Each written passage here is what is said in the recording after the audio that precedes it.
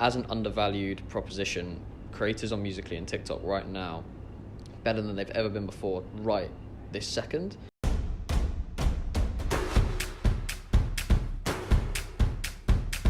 All right, so huge social media news today. Big move from ByteDance. They acquired Musical.ly a year ago for $1 billion. Also, the owner of TikTok, several other networks. Today, they have merged TikTok and Musical.ly. Musical.ly essentially doesn't exist anymore, but it has been swallowed by TikTok. So what that creates is a 600 million user network, and it's exciting. In the past, Facebook, for example, buying Instagram, they've kept the brand going and they've kept that platform basically as its own platform with its own brand, its own software, etc., etc. So ByteDance have done the opposite, Harry. They've actually they did the Instagram model for the first year, and now they've decided to push them together. So a couple of questions. Why do you think they've done that? Maybe it's the first one. Yeah, they've got both apps got a huge young audience. Musical.ly especially has really ticked off the 8-year-olds to 18-year-olds. It's ultra engaged. When you say 500 million users on TikTok every month, 150 million of those are coming every single day. I mean, that's in top 5 apps in the world in terms of daily active users. Mm-hmm. And this year alone, TikTok's been the most downloaded app in the world. So it's got a huge user base. It's got incredibly active user base, and it's only been around for a very, very short amount of time. Musical.ly's got a smaller user base, if not still very, very active. But they're exactly the same. The difference between Instagram and Facebook was that Instagram pulled something that Facebook did very well, which is photos, but made it even better and added huge functionality.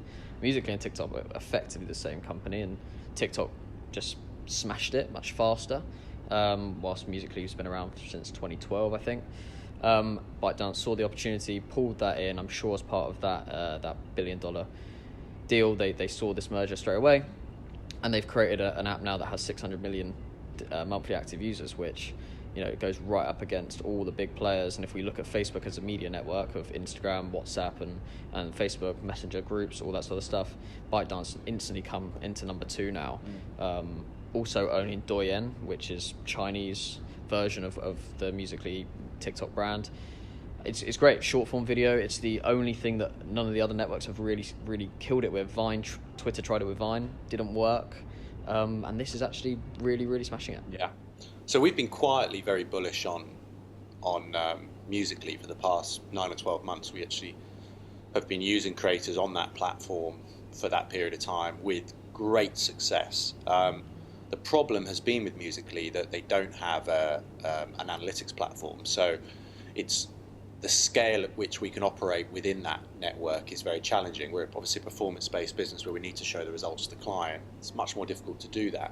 But we have used it in some of our own products and things like that and seen unbelievable results. How do you see, because even though the products come together, it actually hasn't moved along that far. No. The analytics haven't come in. So even though the audience has gone up by 4 or 5 times, which obviously creates a lot of opportunity, they still haven't got the fundamental analytics in. How do you see the platform progressing, this new platform? I think again, if we take the Instagram Facebook model, they've kept 2 separate development teams, 2 different founding partners and managing directors.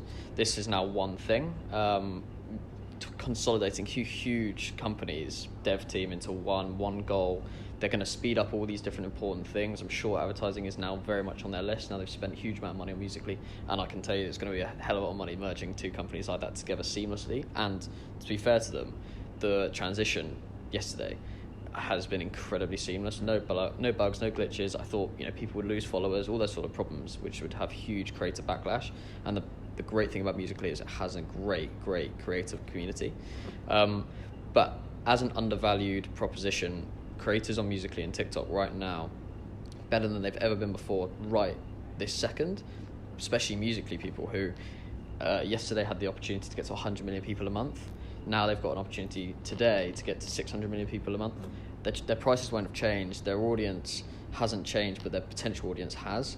And this is the time to really start adopting those networks. I'd agree. It's without question the most undervalued platform right now. You can get content creators to advocate for you there for a fraction of the cost that you would need to get to that audience on any other platform.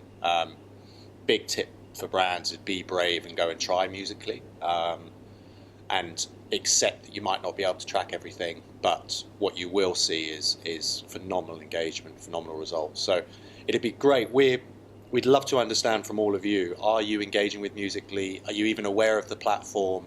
If you're an agency, is it something that brands that you're dealing with are asking for? If you're a brand, have you actually considered it? It'd be great to get your thoughts. Leave them in the comments.